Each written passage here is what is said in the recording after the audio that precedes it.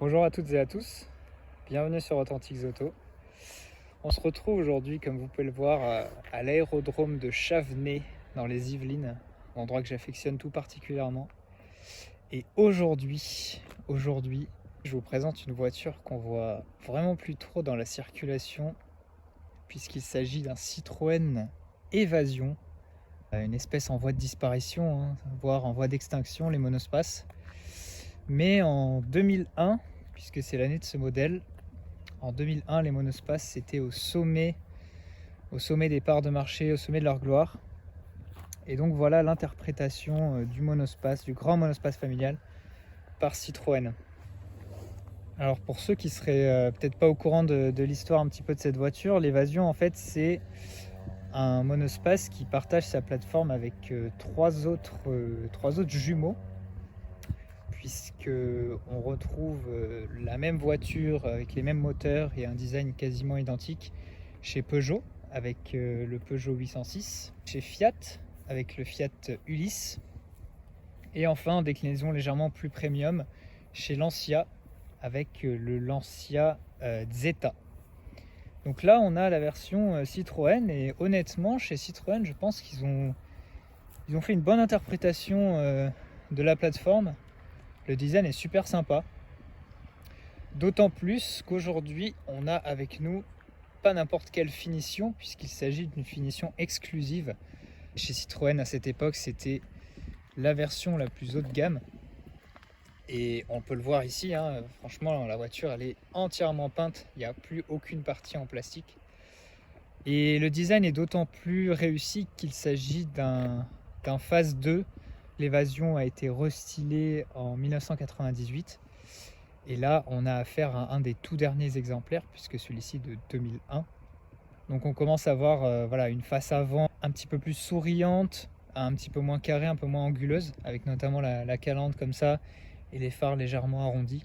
Ça fait penser au restylage de la Xantia qui était vraiment du même acabit, et je pense que ça lui va super bien, et surtout cette couleur, ce bleu, un bleu ciel qui contraste aujourd'hui d'ailleurs avec la grisaille habituelle en mars à Paris. Un bleu vraiment magnifique qui lui va super bien et qui est parfait pour cette version exclusive.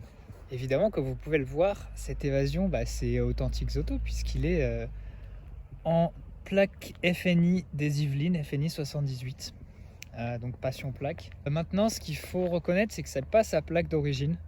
En fait, il a été acheté d'occasion en 2004, donc il avait déjà une plaque d'époque, et celle-ci c'est sa nouvelle plaque de 2004.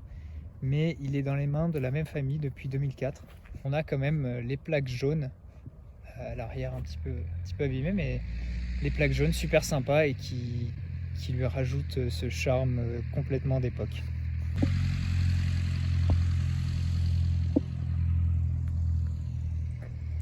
Je remercie d'ailleurs vivement mon ami Romain qui me prête la voiture aujourd'hui pour que je la présente.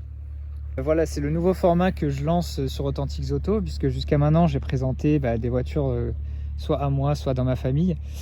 Et aujourd'hui je me lance avec la présentation de vos voitures, vous qui me suivez.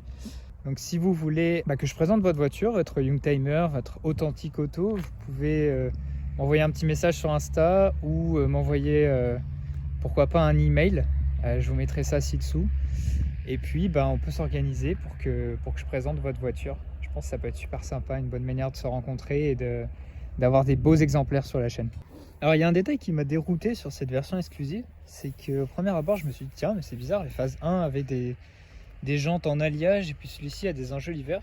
Et en fait non, pas du tout, il s'agit bien de jantes en alliage, mais j'avais l'impression qu'elles ressemblaient à des enjoliveurs. Mais en fait quand on se rapproche, c'est pas du tout des enjoliveurs, c'est bel et bien des jantes en alliage, et celles-ci sont dans un plutôt bon état.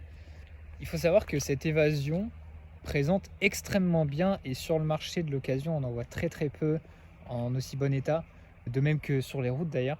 Et il a 178 000 km, donc c'est une voiture de vacances qui a bien été utilisée. Et honnêtement, et surtout sur une voiture en peinture intégrale où ça peut vite se voir, on a très peu de rayures, pas d'impact, peu de plis. Franchement, il est en super bon état. Alors puisqu'on a affaire à un monospace aujourd'hui, je vais un petit peu moins m'attarder sur le design extérieur et au contraire, on va plus parler de l'intérieur. Donc je vais vous ouvrir toutes les portes d'un coup. Donc à l'arrière, évidemment, on a une porte coulissante.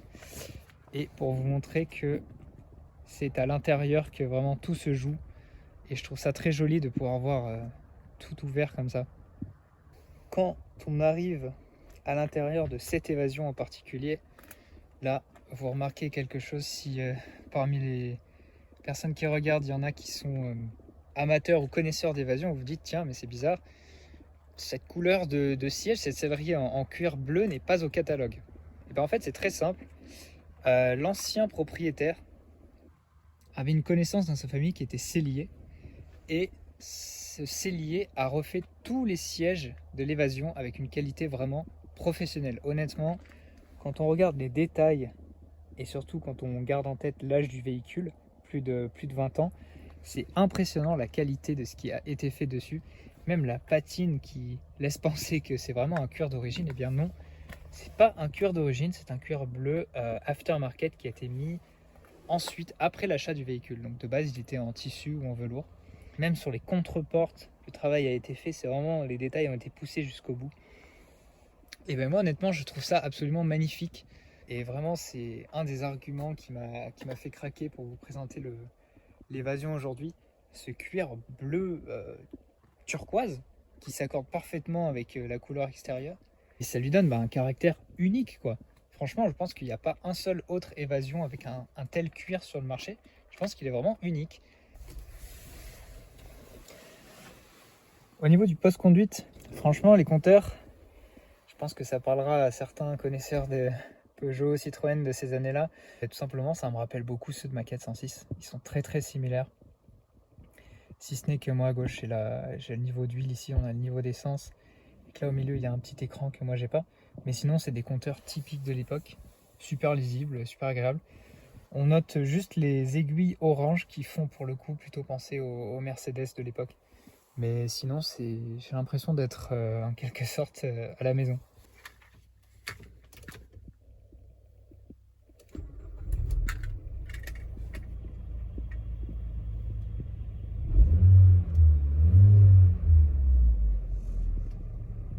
Ouais, il n'y a pas de doute, c'est le 4 cylindres bien connu. Au niveau de la planche de bord, là aussi, c'est typique des monospaces de cette époque. Donc on a déjà le sélecteur de vitesse en hauteur. Ensuite, on a une platine de climatisation automatique. Et juste au-dessus, la petite radio. Donc en étant côté passager, je peux mieux vous montrer voilà, la platine de climatisation automatique. Là aussi, on est en terrain connu. Ça me fait vraiment penser à la 406, d'ailleurs aussi ses aérateurs. En dessous, on a le petit allume-cigare slash cendrier. Voilà. Et au-dessus, avec un joli cache plastique. D'ailleurs, je sais pas pourquoi on avait une manie à l'époque de cacher les radios. La radio cassette d'origine qui est aussi superbe avec le petit logo Citroën là-bas. Franchement la voiture n'a pas bougé, il n'y a pas eu de modification et elle est en excellent état quoi. Le sélecteur de vitesse, il n'y a aucun problème dessus, il est en état nickel. Et le volant cuir qui est franchement pas trop patiné pour son âge, qui est super joli aussi, qui rappelle celui qu'on trouvait sur l'Exantia notamment. Voilà, avec les commandes, différentes commandes au volant pour le son, pour la radio. Tout équipé. À noter dans cette voiture, évidemment, comme beaucoup de monospaces de l'époque, le plancher entièrement plat, ce qui est super pratique. Alors on n'a pas de platine au milieu de rangement, ni d'accoudoir, c'est remplacé par ces petits accoudoirs individuels. Mais le plancher totalement plat, ça permet de poser plein d'affaires et de communiquer très facilement sans tunnel de transmission avec l'arrière. Alors pour l'anecdote, moi quand j'étais plus petit et que déjà je m'intéressais aux voitures, j'étais un grand fan de rangement. Me demandez pas vraiment pourquoi, mais voilà, j'étais fan de rangement. Et alors ce petit détail, je sais que ça m'aurait vraiment fait délirer à l'époque. On a une pochette ici en simili, une pochette vraiment molle qui s'ouvre comme ça tout simplement. Et ça permet de ranger des documents, votre carte grise, une carte routière si vous en avez. Moi personnellement ça me fait penser au genre de délire qu'on pourrait avoir sur les Twingo en accessoire. Mais ouais, bien pensé Citroën pour le coup. Qui dit version exclusive dit équipement pléthorique. Donc on a les rétroviseurs électriques, évidemment. Ensuite, 4 vitres électriques ici. Donc clim automatique, on l'a dit. On a un double toit ouvrant qui est en plus électrique. Voilà, à l'avant, à l'arrière ici. Et des lumières d'ambiance, des lumières de lecture un peu partout. Franchement, les voitures actuelles avec leurs éclairages d'ambiance n'ont rien inventé. Je trouve que cette petite ambiance là de lumière tout autour du plafonnier, c'est super agréable. Alors il y a un détail qui me plaît vraiment sur cette voiture, c'est le plafonnier, parce qu'on a plein de petites choses assez rigolotes. Donc déjà on a l'heure ici, qui n'est pas la bonne heure au passage. L'indicateur de porte ouverte, et alors le plus rigolo c'est ces deux boutons là, qui commandent non pas des vitres descendantes à l'arrière, mais des custodes électriques. Alors démonstration, si j'appuie ici, je vous montre. Voilà, ça permet d'ouvrir les custodes et de faire profiter les passagers du dernier rang d'un petit peu d'air. Ça, je trouve que c'est un détail super cool et super chic.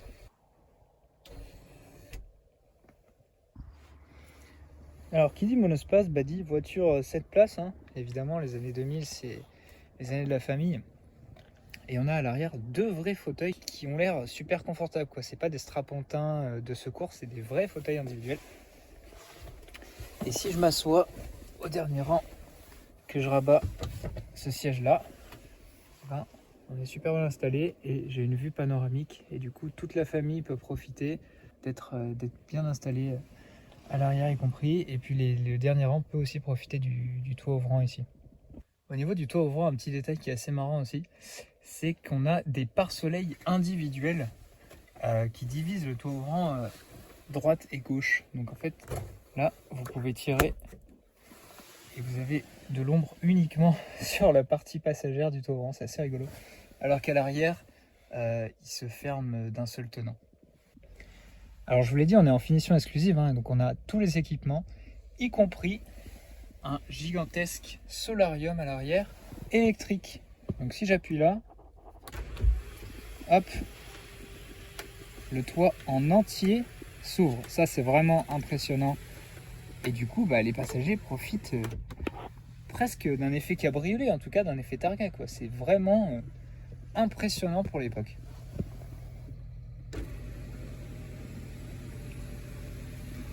Là, franchement, vous montrez ça à vos enfants pour la première fois, et je suis sûr qu'ils sont épatés là.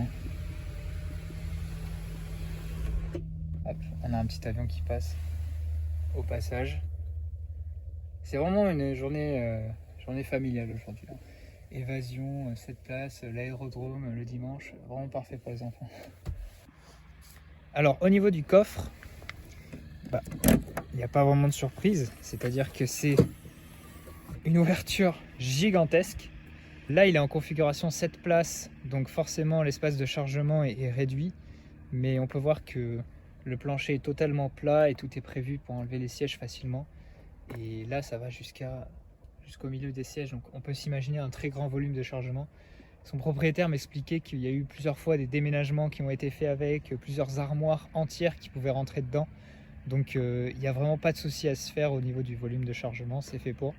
Et un petit détail que je trouve joli, au-delà de la lumière ronde, c'est cette petite lanière en simili qui permet de fermer le coffre de l'évasion. Vous trouverez sûrement que je me répète, mais je suis vraiment fasciné par ce cuir bleu. D'autant plus que là, il est répliqué sur 7 sièges. Je ne sais pas si un intérieur en velours, même avec une couleur un peu marrante, m'aurait autant fasciné, mais là, je suis complètement conquis. Et c'est totalement dans la continuité là, de la carrosserie. Franchement, on a l'impression que les sièges sont presque couleur carrosserie. C'est super chic, j'adore. Le deuxième rang dans les monospaces de cette époque, c'est toujours un petit peu la partie royale de la voiture. Et donc, les occupants vont profiter d'un aménagement particulièrement intelligent, particulièrement luxueux, hein, en tout cas pour la gamme du véhicule. Donc, on a les tablettes aviation avec le cup holder pour pouvoir mettre les boissons. Même si, la tablette est tous les véhicules de cette époque n'ont jamais été plates. Je sais pas trop pourquoi, si c'est voulu ou pas, mais bon, c'est toujours ça de prix. Au niveau de la porte, un rangement ici, où on peut mettre une bonne bouteille d'eau.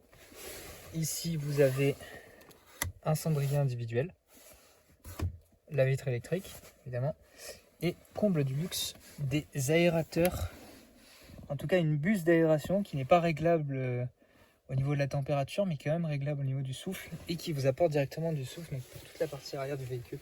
Je trouve ça super bien pensé, et assez luxueux pour l'époque.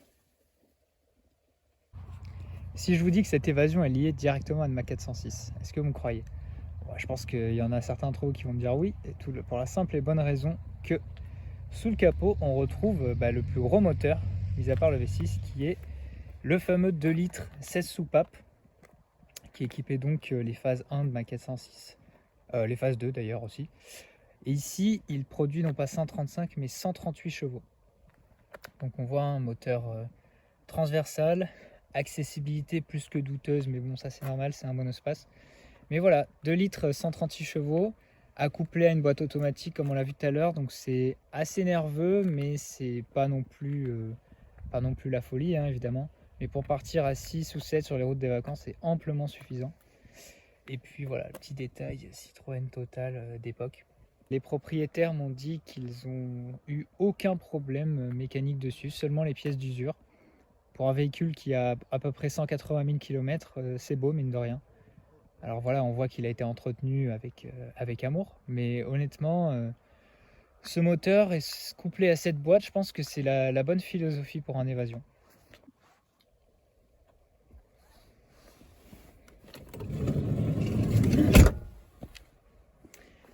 Pour conclure l'évasion, je dois vous avouer que c'était une voiture que je ne connaissais pas spécialement bien avant de la présenter aujourd'hui.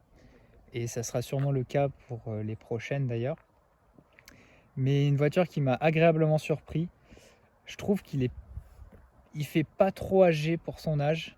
La finition exclusive, la phase 2 aidant bien évidemment. La config, vraiment incroyable sur celui-ci. Ce bleu ciel avec cet intérieur sur mesure, tailor-made, en cuir bleu comme ça. C'est magnifique, ça rajoute vraiment une page super sympa à l'histoire de ce véhicule en particulier. Donc je remercie vraiment Romain qui a pris le temps aujourd'hui de m'amener ici, de me laisser les clés, de me laisser tourner avec la voiture, m'amuser avec, etc. Et puis je vous remercie vous pour, comme d'habitude, vos retours super positifs, super sympathiques à lire sur les vidéos jusqu'à maintenant. Croyez-moi, je prends beaucoup de plaisir à faire ces présentations et comme je vous le disais tout à l'heure, si vous êtes chaud pour que je présente votre voiture, ça sera avec grand plaisir. En tout cas, n'hésitez pas à mettre un petit like, un petit commentaire comme d'habitude et puis me dire ce que vous en pensez, ce que je pourrais améliorer, etc. Et puis comme d'habitude, je vous dis à la prochaine pour une prochaine vidéo. Allez, à bientôt.